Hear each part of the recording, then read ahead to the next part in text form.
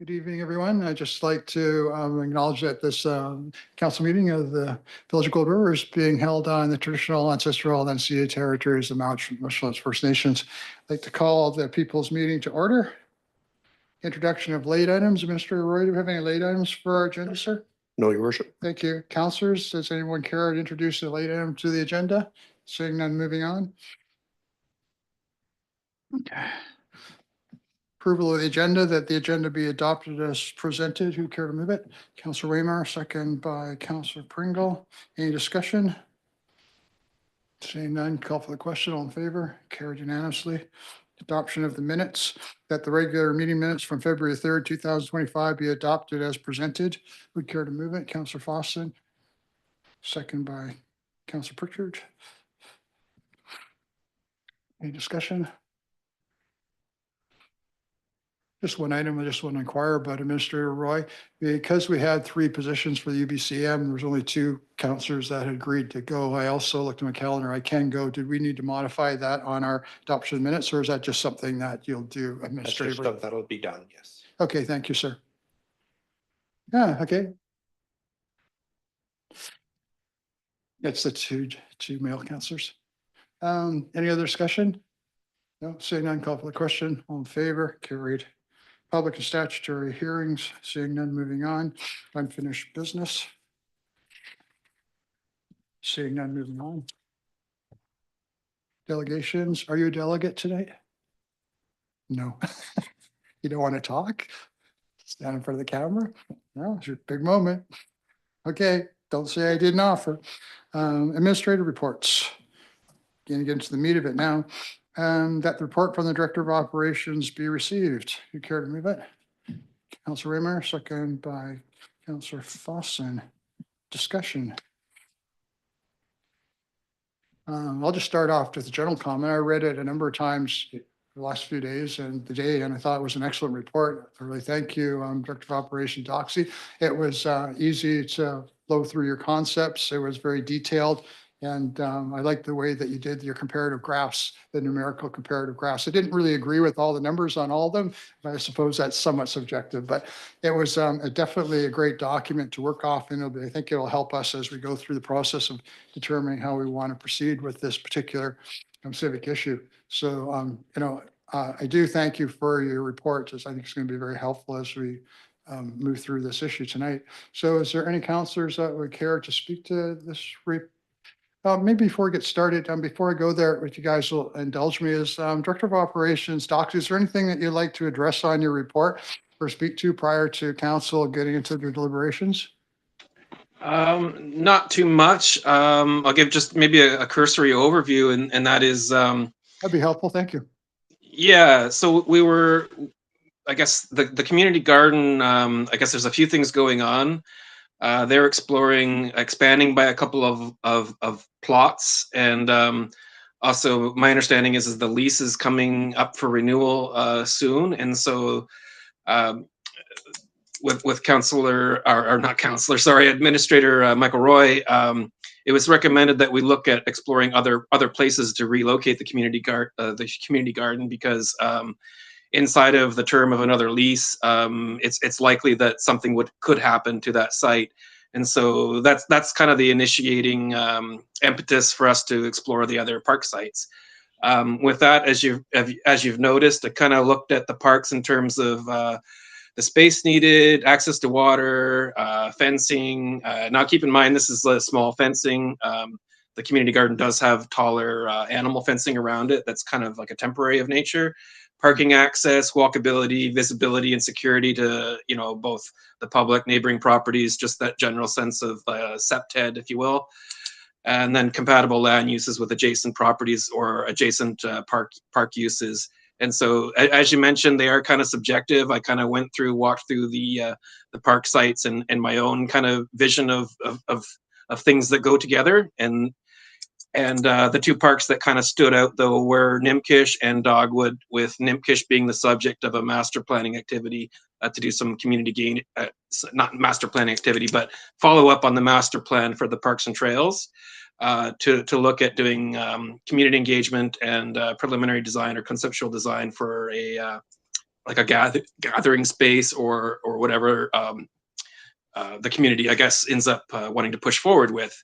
And so with that in mind, and Dogwood and Nimkish coming very close, Dogwood was recommended. And for there, the rest is there for your consideration and discussion. Thank you very much, Director of Operations. Doctor, that's a great overview. Thank you, sir. Councilors, would you care to enter discussion? Councilor Fawcett. Thank you through the chair, and thank you, Mr. Doxey, for this report.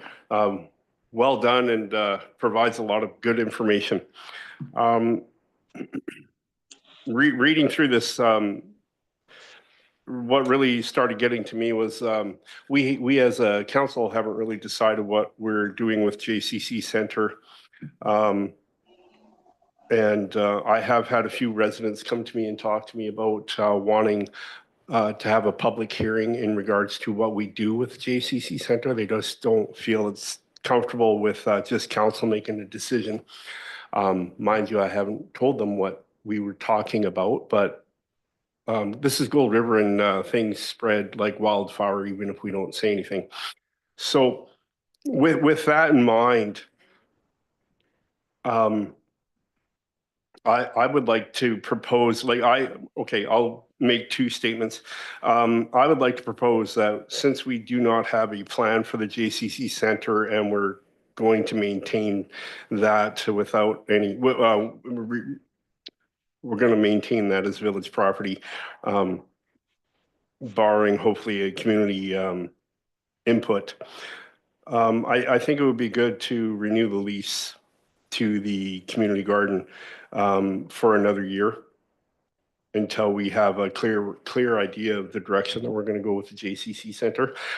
Second point I'd like to make is I don't like the idea myself of the Dogwood Park, being that it's residential, being that it is kind of a small park. Parking is not good. We'd have more parking congestion on the streets.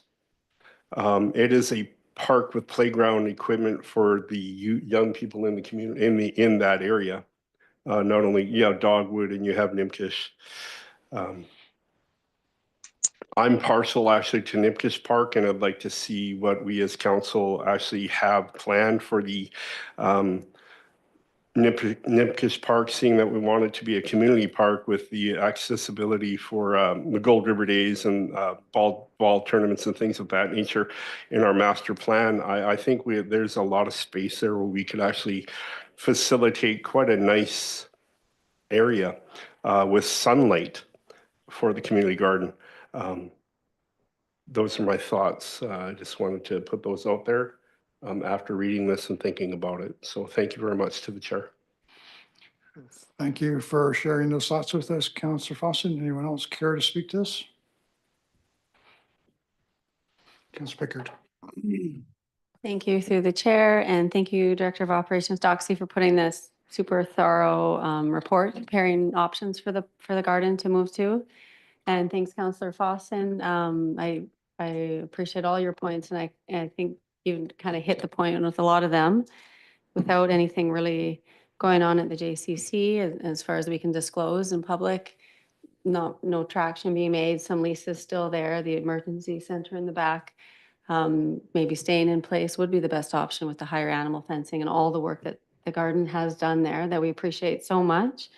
And then going in, we already have this 15,000 budget for community engagement to plan Nimkish. So it'd be amazing to plan with the garden and have some engagement sessions and find out what's the best for everybody. 1.2 that Councillor Fossum brought up that's a little tricky with Dogwood, it's ranked, and respectfully disagree with the parking ranking, Director Doxey, but there's really it's yellow all around that corner. So we either change the parking there. There's 4 crew houses on this street. It's really congested. There's 1, maybe 2 spots. So it really isn't much parking there. So it would be amazing to keep the garden in place and give them security of 1 growing season in the summer and all the work they've done there, and hopefully longer. And if not, plan and see around Nimkish if there's anything, even if the community requested some skate parks or that turf surface. I think there's still an area around the tennis courts and some visible area that would really be great to have the gardens exposed and shown for the public to see. Anyway, thanks everyone for your thoughts, and thanks to the garden for all their work. And thanks, Director Doxy. Councillor Pickard, Councillor Pringle. I'd like to make a motion that we keep the garden at the JCC for one more year. Would you mind just holding your motion until we finish our discussion period and at the end of the discussion, so everybody has an opportunity to have some input? Mr. Roy.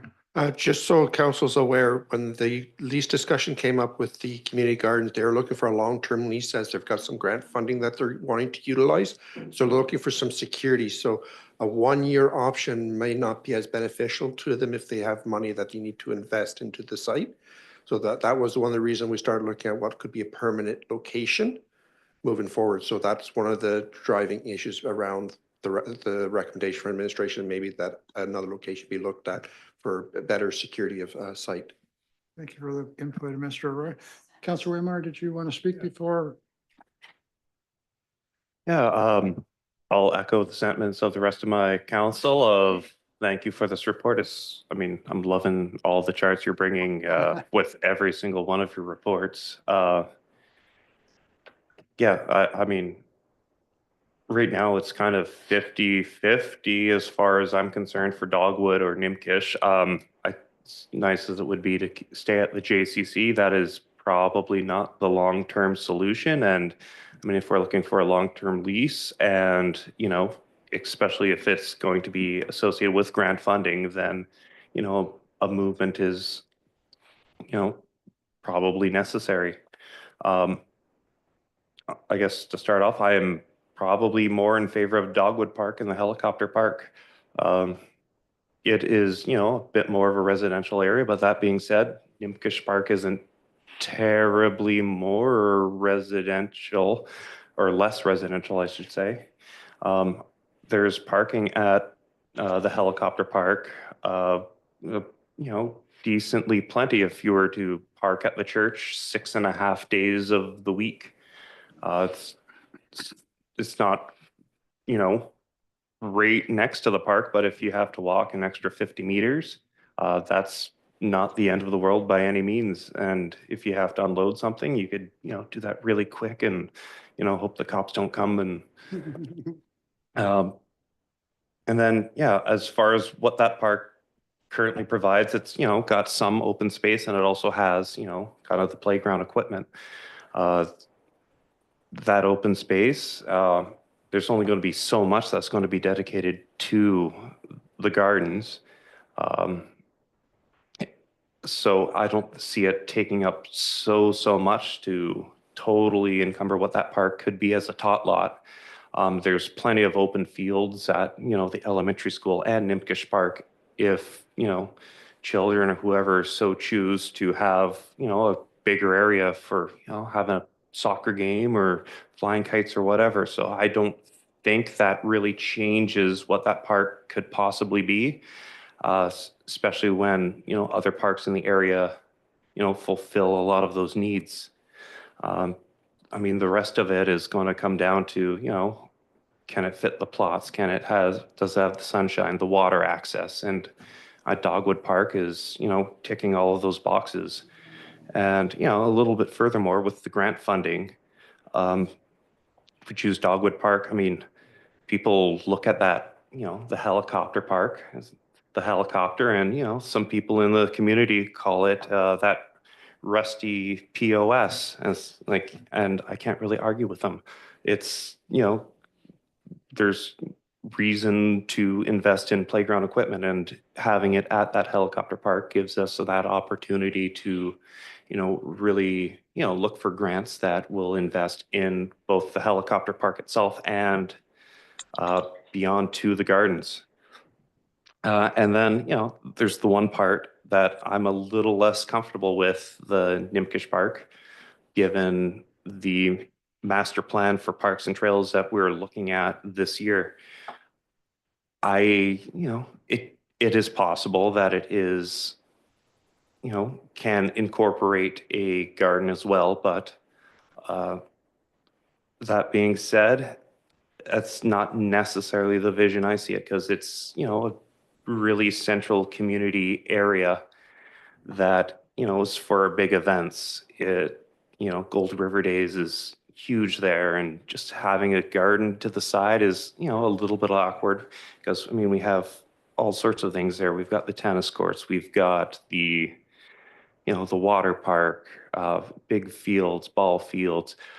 It feels a little bit out of place there, though it would work. It would certainly be my second choice, but I don't know how it fits into that master plan. So, starting at the helicopter park and ideally staying there if it works, is my first option. Thank you. Councilor Renard, we're past that. Councilor Pringle. I just wanted to say I had a motion on the floor and we didn't vote on it to defeat it. So We're just gonna go You through didn't get a discussion. seconder?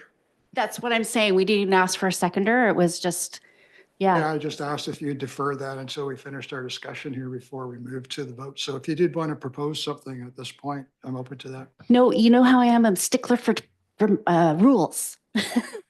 Well, people are entitled to discuss it. I was just wanting to. And so there's an appropriate time for you to make it if you want to. I'm not discounting that. Councilor Fawcett. Hi, thank you to the chair. Thank you, Councilor Waymire, for your insights there.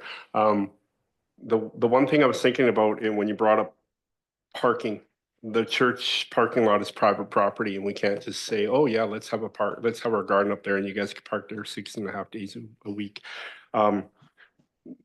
That being said, it's an option, but I don't think we want to force a private owner of property to relinquish the parking lot.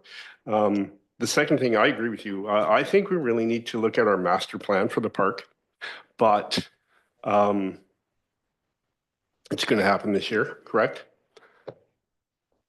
I disagree with the idea that it's not something that would be conducive to Nipkish Park, being that it is a central park.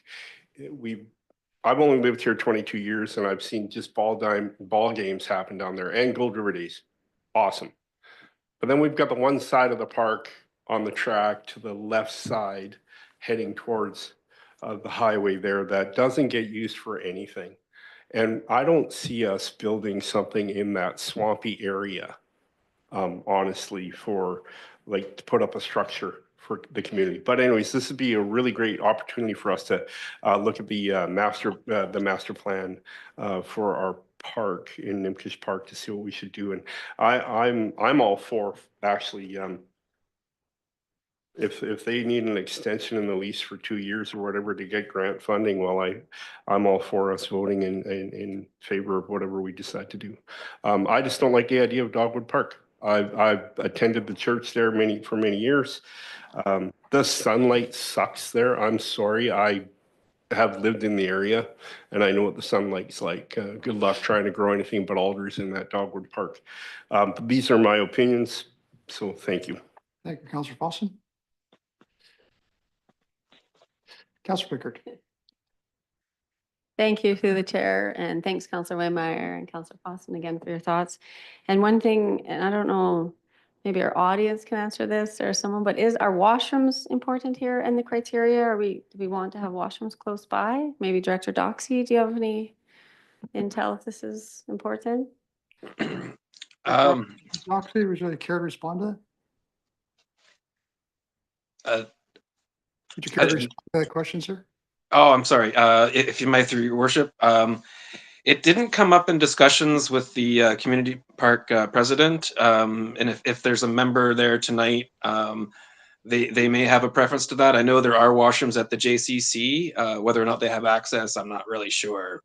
And Nipkish does have washrooms in the summertime, whereas Dogwood wouldn't. So.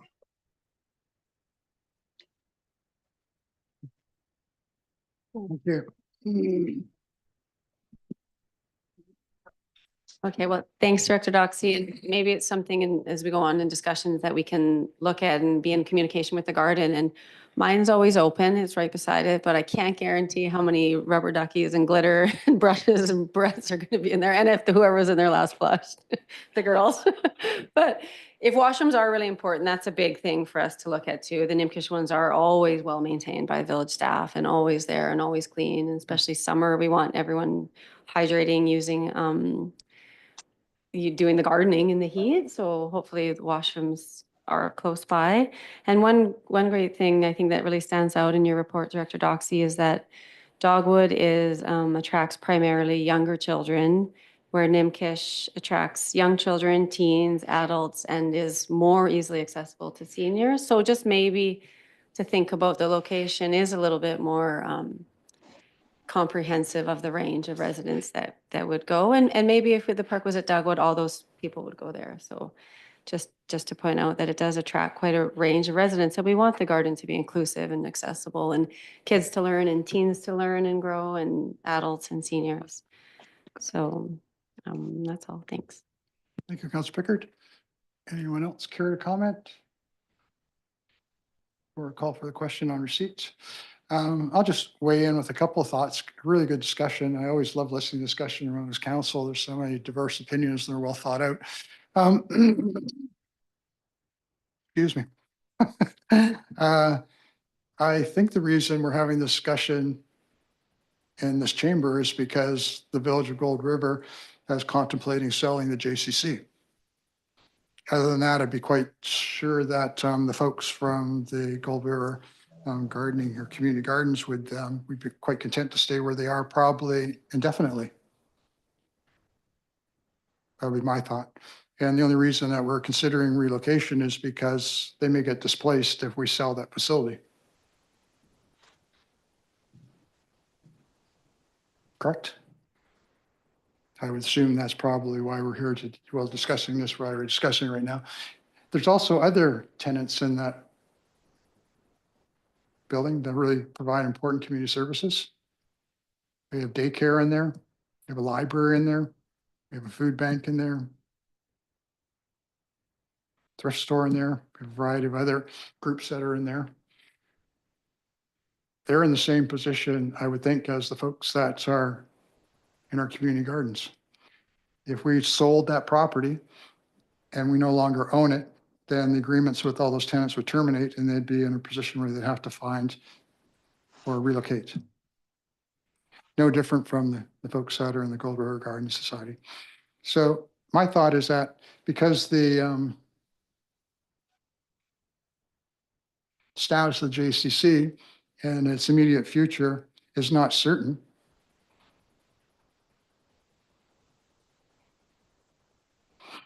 and we haven't made a determination on whether we are going to sell that property or not, that I would be more in favor of having the Garden Society stay in their location until that became an issue. And if it comes a matter of grant application, well, they can come and talk to us about how that affects their grant applications. Because sometimes those grant applications are available in perpetuity. They go year after year or year. So I'm not quite sure what grant they're talking about and what the amount is and what the purpose of the grant is. But that doesn't factor a lot into my deliberation here. My deliberation is pretty simple as to I want to take a facility that was planned in our community for a community, a neighborhood park for our children, and then repurpose it. At the JCC, we made very certain that we weren't displacing anybody. They're not taking anything away from anything. They're just adding and enhancing. Here, what we do is we're taking something away that our official community plan has identified as a function, which is pretty significant, and then repurposing it. And then taking that function that we originally, our forefathers and foremothers had conceived, and discontinuing it or compromising it.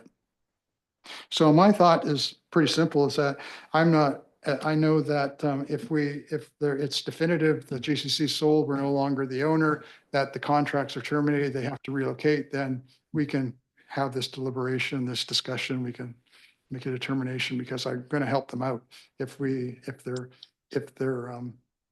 displaced, as well as the other organizations in there. I think that's an obligation for us as leaders in the community, that we just don't displace all these important functions in our community and not have a home for them.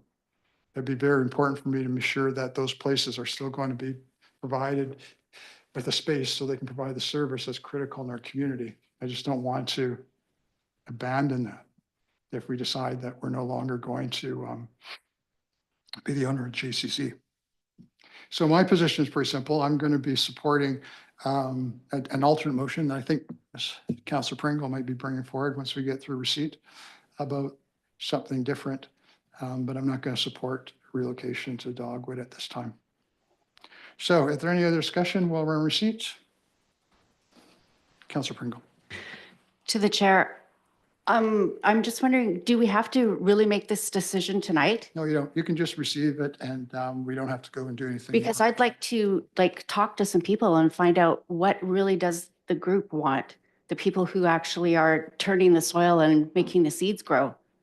Do they want to stay there for 2-3 years, or do they want to be able to move now so they can get their plots and everything sorted and, their seeds in the ground? I don't feel comfortable. I feel rushed. And I would like us to maybe have a little bit more investigation before I do my vote. Thank you, Councillor Pringle. So basically we're on receipt right now. We haven't made a determination to do anything yet. Councillor Pickard. Thank you. Thanks for your thoughts, Mayor Lott, and thanks, Councillor Pringle. And I agree.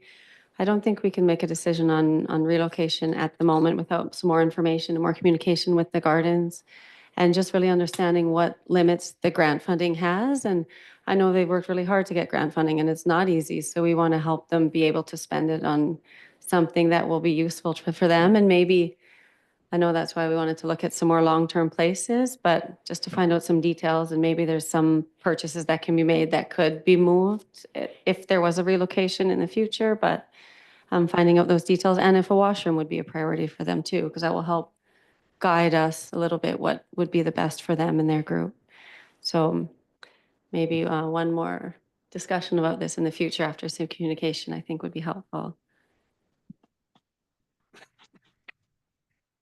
Oh, thank you, Councillor Pickard. Just reflecting on that for a second.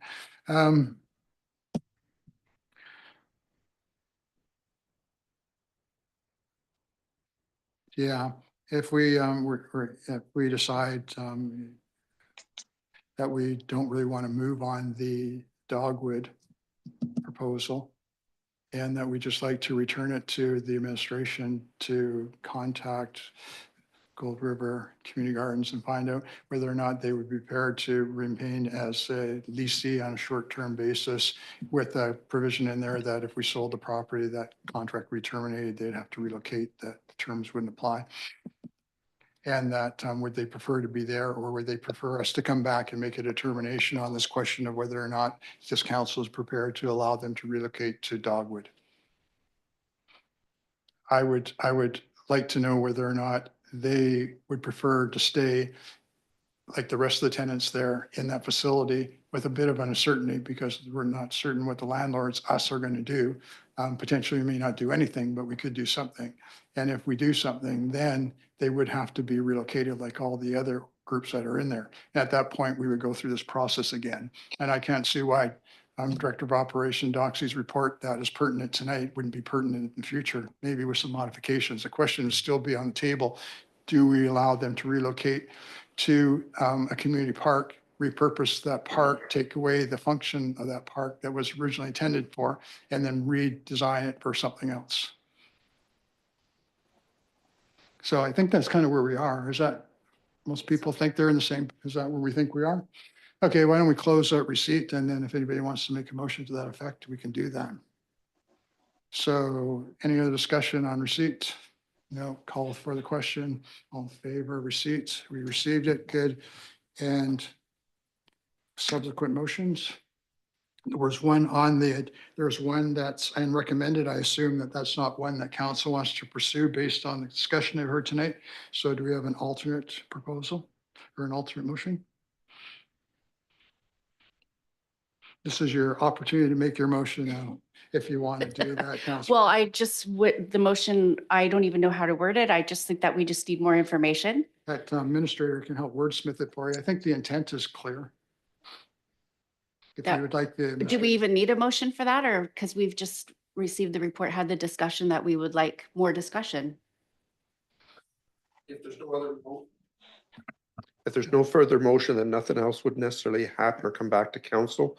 From what I'm hearing, you want to refer back to administration for further investigation.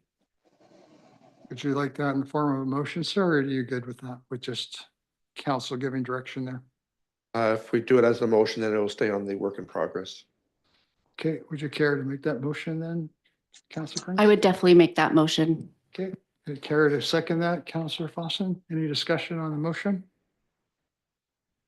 Call for the question, all in favor? Done, carried unanimously. Moving on to 8B, 2024 fourth quarter financial report. Talk about a good news story, huh? Boy, that made me feel really good today. Anyways, the motion is the council receive the 2024 fourth quarter financial report for information. Who'd care to move that? Nobody wants to move it? These can't be contentious issues. Councillor Pringle, second by Councillor Pickard, and discussion.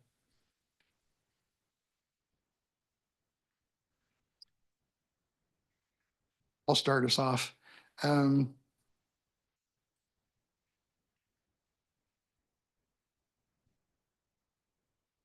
greatest threat to Gold River's viability and its solvency is its finances. We've gone from being a very affluent community in a resource-based community that had lots of wood manufacturing to not having that anymore. And we've going through and struggling through our transition. One of the greatest challenges to be able to right-size your services, re-rationalize all your services, and try to the best of your ability to maintain as much of the integrity of your community as you possibly can. Like I've said many times, I feel very blessed to live in a community at this size that has the amenities that we enjoy. And I've also said that I'm very grateful to our forefathers and mothers who had the foresight to leave these legacy buildings and programs behind. But even though they leave the legacy buildings and programs behind, if we can't finance them, they're not viable. We have to shut them down. And the greatest threat, I think, to the nature and the composition of this community is if we start shutting down our parks and shutting down our arenas and shutting down our pool. That it would change dramatically the special little community that's quite unique among all communities that probably in the not only in BC, Canada, the world. We're very fortunate to enjoy what we enjoy in Gold River. But again, we had to figure out a formula in order to make it work. And I think I looked at some financial formulas in the past, and they called for Councillor Fossen has shared those ideas with us in our last council meeting, called for the closure of the swimming pool, demolition of the swimming pool, called for the closure of the arena, curling rink, community center, demolition, gone, they're not even standing. Parking lot. What a difference that would make in our community, huh? Parks closed down. So, challenge before this council, we started off a few years ago, and they probably got tired of listening to me because sound like a broken record, but financial responsibility, financial responsibility, financial responsibility. Our CAO, who also is our director of finance, shared that with us too, and brought us to, basically gave us the very severe reality check is that we can't continue on the way that we're doing. We just simply couldn't do it. So we made some significant adjustments. You can see the debates that we had as we went through our last process of looking at our operating budget and our project budget. Nobody likes to see a lot of things going, but we had to figure out how we rationalize these service levels and finance them. So it is a great story for me. It's a good news story for me. It's a feel-good story for me when I look at our budget. The budget for 2024, if you look at what we had set up originally, I'll just go to bottom lines because nobody wants to read through all these numbers, but we thought we would have revenues of 5,724 with expenditures of $6,207,077 with a deficit of 499,253, which we would finance out of our savings, our unrestricted surpluses, and we draw those down. And the risk, like the administrator keeps on sharing with us, is that those aren't finite resources, you know, they're exhaustible, and once they're gone, they're gone. And then you don't have the opportunity to make any choices. The choices are made for you. And the pool closes, the arena closes, parks closed, most of soft services close, right? Quality of life plummets, people evacuate the community, everything else starts to crumble. It's just a disaster. It's a domino. It's a domino effect. So you can imagine how I felt when I had an opportunity to look at this report, and I looked at the numbers that our staff has been able to achieve for us, because I know that they work very hard to find the best deals for us out there in the market, and they don't just accept the, you know, the prices that are presented to them. They hunt and they seek the best deals that are available for the Village of Gold River, so we can get the best bang for our buck. They usually complement that by hustling grants so that we can get better mileage out of the money that we do have. So they're constantly doing that for us. They invest well. They, you know, basically, when I talked to the administrator, he took every single penny that he could, that he didn't need for having fluidity and paying the bills, and he's invested it. So another stream of revenue. So it could go on and tell stories like that all night and start explaining, you know, the extraordinary efforts on behalf of our staff and our employees, and contractors, people that have been able to do things for us better and cheaper. Because if you look at the budget where we save most of the money, it's not on revenue appreciation, it's on figuring out how to get our expenditures down. You look at that, the actual numbers now, the revenue was 5,668,958. Basically what we had projected for revenues. There's some variations in there. You can see them if you really want to go in detail, but it's about 38,766,000 out from what we had anticipated, what was budgeted. Pretty close. So all revenue streams came through. Where we really save money is when you go down and take a look at what we budgeted for expenditures to get things done in operations. $6,207,077 in 2024. And then our actual is $4,694,411. The difference there, based on what I see in the administrator's number, is $974,547. $974,547. Imagine what that would do for your home budget. If you got to the end of the year, instead of having a significant and a debilitating deficit, you had a glorious surplus that you could work with to reinvest in important things for your family. That's what we got this year. That's our gift that we've got from our staff and our employees who worked hard to get us there. And so when you're looking at projecting a $499,000 by 353 deficit, and you end up with a $974,547 surplus, my math is about, and I'm not that great at math, that was my C+B mark, but that's about $1.5 million difference there. Makes a big difference. You know, we sit around this table and we agonize and we look at every single thing and what it's costing us and whether we can afford to do it and how we're going to do it. And we argue about it and we fight about it in good natured, you know, responsible way. But, you know, we still have those struggles. Like we said, it's going to be hard, but we're up for it. And this shows me that it's hard, but we're up for it. And I think that this council, the staff, the employees, the community, contractors, everybody that participates in helping us get more for less, not less for less, I really applaud them all, because that's making Gold River viable. It's getting us to the point now where we can have a balanced budget in a few years from now, instead of being in a situation where we have $1 million deficits, and still be able to provide jobs for our people, services for our citizen, facilities that we can continue to run. This is remarkable. If this council achieved nothing more than balancing the budget and bringing in surpluses and providing all the services we guarantee to our citizens, plus getting some of our projects done, I think we'll move the needle quite a bit, and we'll pass on a really good package to the next group of people that are going to take the torch after us. So yeah, so for the citizens of Gold River, I think the first thing is that you should recognize that that we are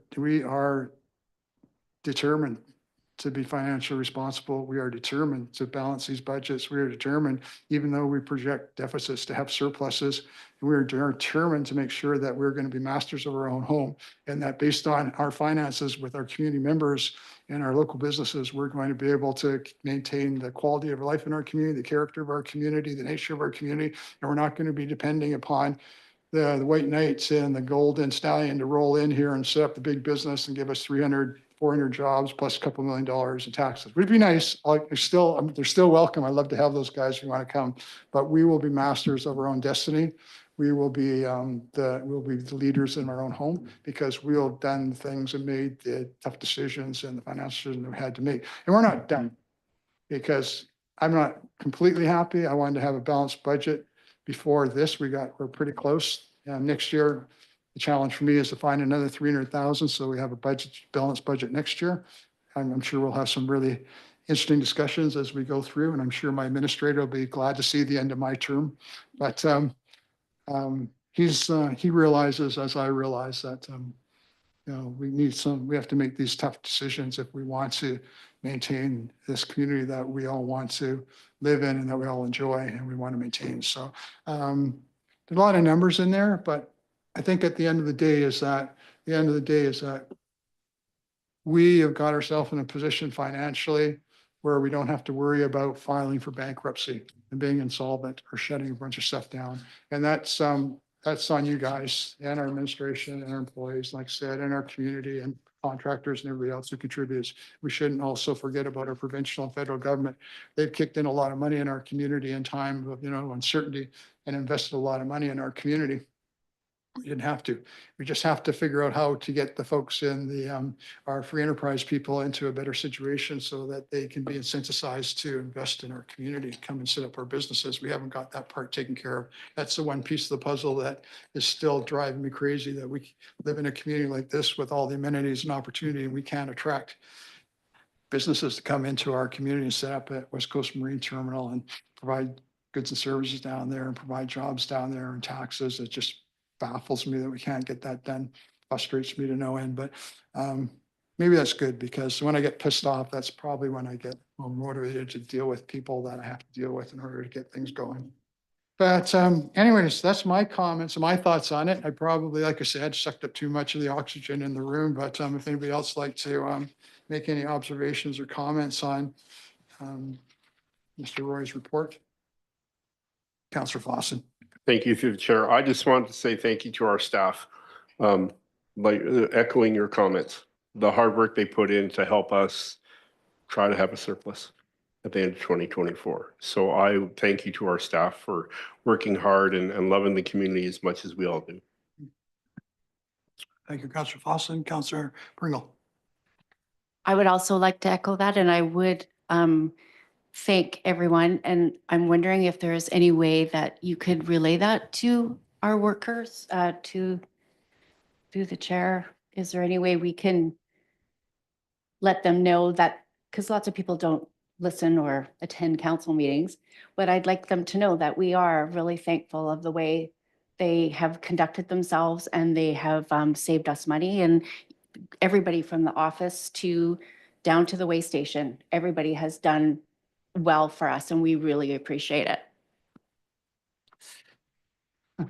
Thank you, Councillor Pringle. That's probably more of a question for you, CAO. Yes, how we'd like I to do get pass that it down information out to to our- the community, other than just through our community meetings. Is there a mechanism that we have that we can do that? I usually pass that down through our director of operations, and hopefully it trickles further down from there.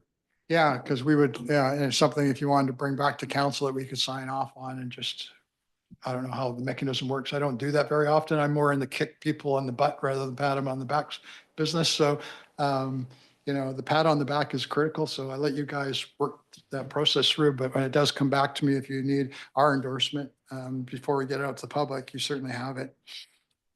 Anyone else care to comment before we? Oh, Councillor Vickers. One quick question. Thank you through the chair. And I agree with Mayor Lott and Councillors Fossen and Pringle. Thank you, staff. Thanks, Administrator Roy, for all your work on this. And thanks to all the rest of the staff too for all the cost savings and just being so financially responsible. And just one quick question for the administrator. It's on page 14. And we did so many different talks about the garbage bins and the garbage trucks and bins, but in the end, should we still have the residential garbage bins as a projected expenditure for the 2024 budget? Or No. didn't we decide in the end, No. scrap It's, that? Thank you. That's why there's no actual expenditure to it, but it doesn't change the budget. Perfect, thank you. Good question. That's kind of going on to the other part of the budget, because, you know, we talk a lot about the operational budget, but one of the other budgets that's absolutely critical, the Village of Gold River, is our project budget. And it's all our major projects and recapitalizing and new equipment. And if you look at it, that's the one that has the big numbers in it. And that's the one that shows, well, if you look at this budget, most of this budget is financed out of our reserves, our reserve funds, or grants, or monies that we might transfer into the reserves from surpluses, like we talked about this evening. So one of the budgets that is under a lot of stress, if you remember what the Chief Administrator Officer shared with Council, is that we have expenditures in a couple of our accounts there, our general capital reserve and our sewer reserve, that are going to be exhausted within the next couple of years. I don't have the document in front of me. I think capital goes first and then sewer after that. And I think we're looking at a year or 2 years. I may be mistaken because there's a lot of numbers, but I'm pretty sure I'm pretty close. One of the things that I talked to about our CAO about is what's our best way to address that. And one of the things that he suggested is that the best thing for our surpluses, and invest them right away, start getting short-term returns on them, get the money working, but have that money go into the accounts that we're going to be drawing heavily upon in the next little while, because we're going to be doing a lot of recapitalization. So one of the things that the administrator, when he gets some time, which might be in about 3 or 4 years from now, hopefully some of us are still around. But anyways, one of the things that we talked about is looking at how we reallocate our surpluses that we earn during the year, so that we reinvest it for our citizens, and we reinvest it so that it's creating interest. That helps bring some more money in, and it goes into our investment stream of revenues in our budget. And the other thing is that monies would be allocated within the couple of funds, the general capital fund and the sewer fund. We just have to determine how much we want to put in both, so that those monies would be going to pay for the things that we want to do, rather than us going to a place like the municipal finance authority and borrowing money and having to pay out of our, basically money and interest. So, it's better, I think, for us if we have money in our reserves in our bank accounts, so we can pay for things we want to pay for that's still earning interest for us, rather than us being in positions where we don't have money and we're borrowing money and we're paying interest on it, which even makes it more expensive for us. So that's one of the things that I'm looking forward to hearing from the administrator as we move forward. It just, again, another expression of how our administrator is constantly thinking about how we can use our resources and maximize our resources to get the best bang for our taxpayers. And I kind of like that. I like that idea and look forward to hearing more discussion on that as we move forward. Anything else that we want to discuss, Councilor Rimmer? Yeah, ultimately, I like how the numbers have turned out. I just don't want us all to kid ourselves too much. I mean, we're, call it $1.5 million above what our budget was. That's awesome. But, unfortunately, you look at the, expenditures, the projects, the goals of Gold River, and, there's, $1 million there that was not spent. And that's, parts of it is decisions of council, residential garbage bins, scrap for $200,000. That's awesome. But, dredging for $300,000, a garbage truck for $400,000. these are going to hit us eventually, but I don't want to celebrate not getting things done. There's, all sorts of things that are happening, this year, when you have a short staff, small staff, a skeleton crew, you're going to, not get everything done necessarily in the year it's supposed to get done. So, I mean, ultimately, I love the numbers. The fact that we're not, in the red, great. But, there's probably $1 million in projects there that, I would probably be happier seeing have a number of actual next to it than seeing that, it's being passed on to the next year. Those are great comments, Councilor Rimmer. So let's just drill down on that. If we look down at the operational budget said approximately 6.2 in revenues, 5.7, or excuse me, 5.7 in revenue, 6.2 in expenditures with a $500,000 deficit. That was just the operations. That didn't include any of the projects. That project budget that you're referencing is completely different from the operational budget. All the items that we were going to deliver to our citizens in our operational budget, we delivered. And we still delivered it with a surplus of $1 million instead of a deficit of 500,000. Done. Now let's move on to the next budget, the project budget.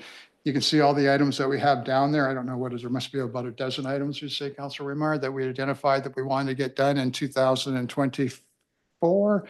Some of them we're not going to be able to get done because of we didn't have the ability to get them done for whatever reason. And I could let staff speak to them. But again, when you look at things like a garbage truck, we're still going to spend the money on the garbage truck. It's in budget in 2024. We're just going to roll it over to 2025. But the other thing is that we got an extra year out of our garbage truck. Dredging, we're going to spend 300. We're going to do it 2024. We're still working in Machimusha First Nations. We're still working that out. We're going to do it. We're doing it next year. We got an extra year out of it. That's value. We actually made some decisions on solid waste collection. Instead of $600,000 for bins in a truck, we're down to about $325 for a truck. That's $275,000 saving there. So you can go down the list, and you're right, there's things that we may not have got done yet, but we're going to get them done and we're going to pay for them.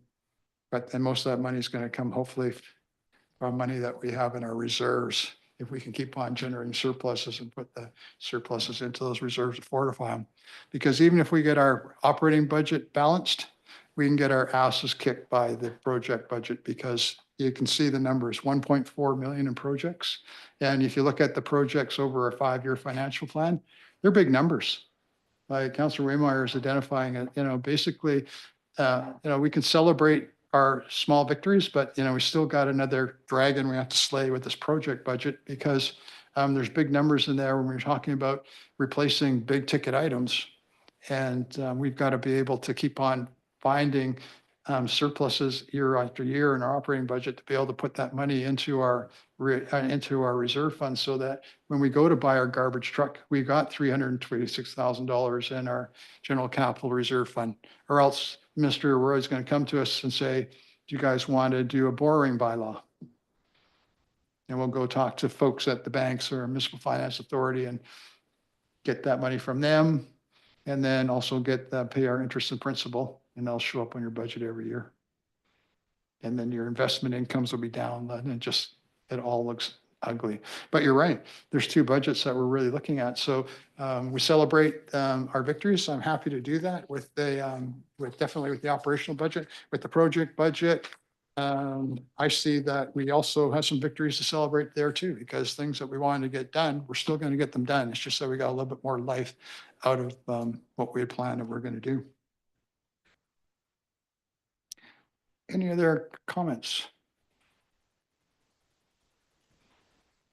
Nope, we're all good. Exhausted that. Great. So call for the question. All in favor? And we received it. Good. Reports from council. Councilor Fawcett. No reports at this time, Your Thank you, Worship. sir. Councilor Pickard. Also no reports at this I'm kind time. of in the same boat as you There's not. guys. Okay. Councilor Pringle. No reports, but I have a Viral meeting on Saturday. Oh, cool. Councilor Waymeyer. Yeah, not really a report so much as an advertisement that the Chamber of Commerce has their AGM tomorrow at the hotel.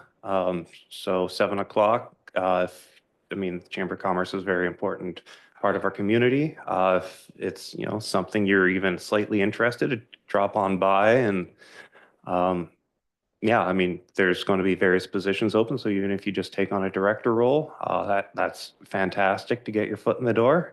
And there's going to be all sorts of roles, probably going to be opening up. So, if you want to support your community, support your local businesses, this is going to be a great opportunity. So, 7 o'clock at the hotel tomorrow. Yeah, Wednesday night. Is there free drinks there and free food? Or? Not as far as I know, but that would be quite wonderful. Not sure they have the budget just like us. You can talk to Councillor Waymire if you're interested in following up on that question. Shouldn't do that, Michael. Not professional. Anyways. Good, we'll move on then. Information items, work in progress. I haven't seen anything, any changes there, but anybody care to move it? Councillor Pringle, Councillor Fossin. And I don't see any changes in any of the items. Is there anybody have any discussion? Councillor Pickard. Thank you, through the chair. I saw one change of the expected MRDT tax report coming up in March, so that's great. Looking Yeah. forward to it. Thank you. Thank you. No other discussion, call for the question, all in favor, we moved on from that one. Reports to committee, no. Bylaws, no. Correspondence, no. New business, no. Question period. Gallery, do you have any questions for us? No, online, sir? Good, moving on. Notice of motion. I actually read that. That's a great report you got there, Peter. Anyways, notice of motion.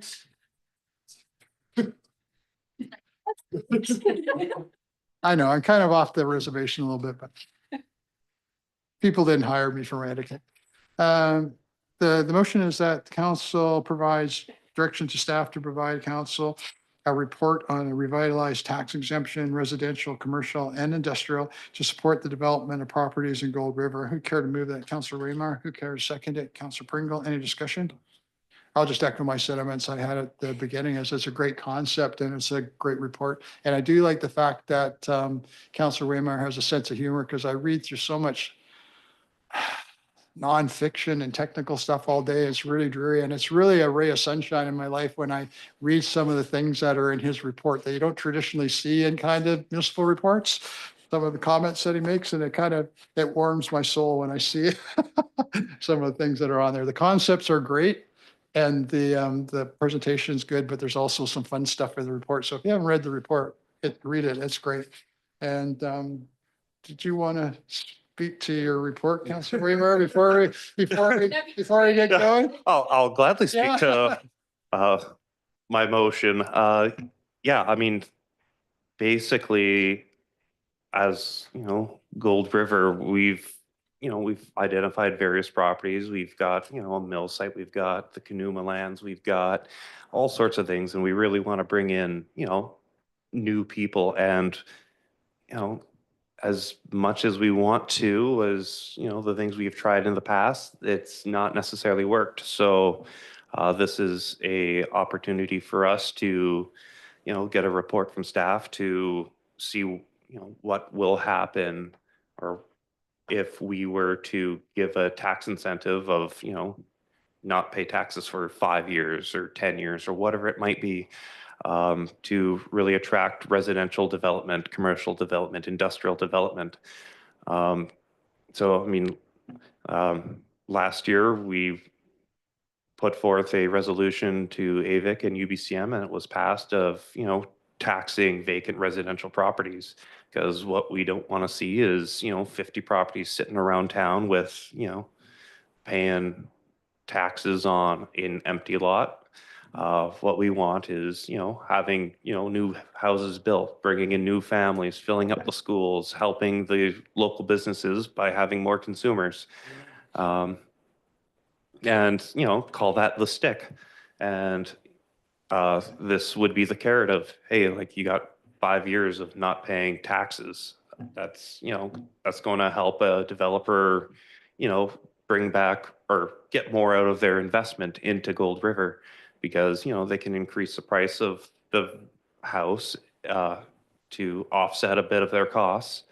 And, you know, the person who's purchasing said property is going to, you know, not have to pay taxes. So, you know, if it's a $500,000 house, that could be like, you know, call it $3,000 a year that they're not having to pay for 5 years. So that's, you know, $15,000, which, you know, preferably we'd get, but, you know, it's not happening. So let's think a little bit more long-term and, you know, sacrifice a little bit of our, you know, possible income now so that, you know, in the future, we're going to, you know, see a little bit more benefit by attracting businesses and residents. Yeah, I echo that sentiment. I think Councillor Pickard once mentioned a little while ago that we don't have a lot of tools in municipal government in order to generate revenues or to incentivize things. But, you know, this is a concept that I think is really great for incentivizing whatever initiatives that we want to take. And I applaud Councillor Remeyer for bringing it forward. Thank you, Councillor Remeyer. Any other discussions? Councillor Pickard.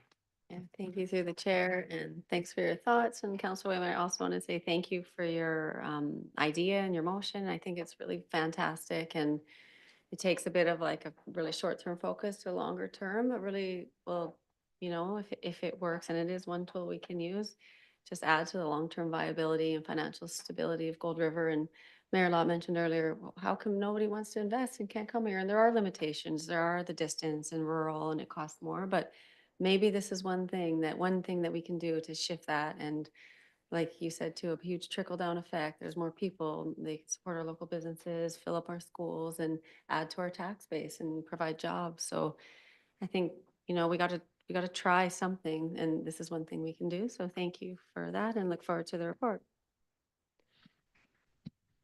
Councillor Fawcett.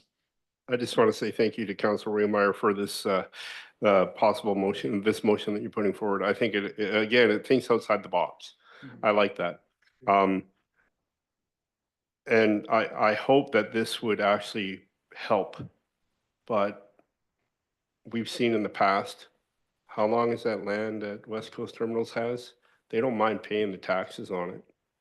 That's not what's stopping them from building. It's like we said, and like you said here, it's the cost of building. And then for them to have a reason to build. Well, that's really up to them. They're a private business. They don't want to spend their money in this town. They're not going to. And we've seen that for I don't know how many years now. So this could be an incentive to encourage them to build.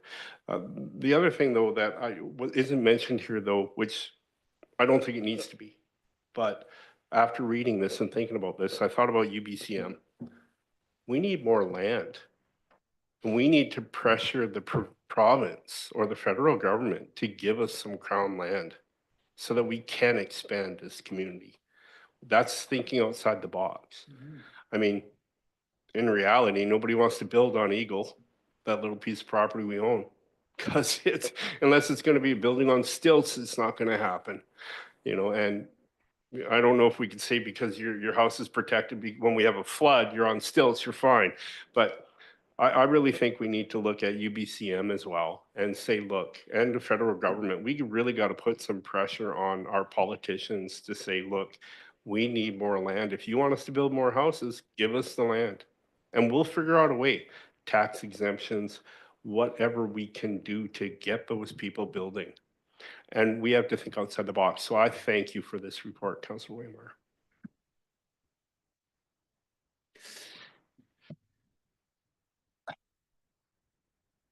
Councillor Pickard.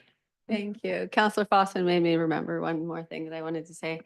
But, you know, a couple different times, and we've had some differing and great opinions on business and business taxes and supporting business. And, you know, I've said before that we're not really doing the walk and walking the talk. You know, we said in the beginning what we want. We have our strategic priorities. We said we want to support the terminal to attract business. We said we want to increase economic activity. And this, I feel so, you know, I'm just excited for this and excited for the report because we are doing something to do that, not just sitting here and saying it. Well, we do actions that are discouraging business or not making it easier or not making it more stable or supportive for business. This is really an attractive thing. And maybe since we haven't had this, so maybe whatever companies or whatever potential businesses would come to the terminal site, this could be a change that would say, hey, you know what, we have a really big project and we're gonna be kind of have some tax exemptions for a few years. It could change it. So I feel excited that it is kind of an action that we can do to do what we said we'd do. Thank you. It may not make a difference, we don't know, but it certainly sends a strong signal to the investment community that we're invested, and it sends the right message that we're prepared to do some short-term pain for long-term gain. And I like that message. That's a growth message. They may reject it, fine, because there's other things that are factoring in there. It costs too much to build out here, like we don't have enough water, you don't have enough hydro, but other things that may factor into decision-making. But one thing that won't factor in is that they have a hostile business community that they're engaging in because the municipal council wants, to do nasty things to them. So, yeah, I like that. I like that message sending. And I think that who knows where this goes. This is kind of like, I look at, this is a seed that's being planted. I'm kind of interested to see what fruit it bears one day, because I think it's going to. I think it will, because I just believe there's so much promise in this community and we're so close, and all we need is to be able to attract some people to come in here who think they can make some money providing better service. And that'll change the dynamic of Gold River. And then our administrator won't have to work so hard to find us money every single year. So anyways, is that full discussion? Is there anything else you want to add to your comments there, Councilor Raymar? Well, again, I just reiterate what I said earlier in the meeting. Great stuff, very timely. And I think that this is going to be something we'll talk about in a few years, and we'll go, that was Peter's idea back there, and look what happened now. I'm hoping that's I'm hoping that's discussion that we're having. Anyways. Call for the question, all in favor? Carried unanimously.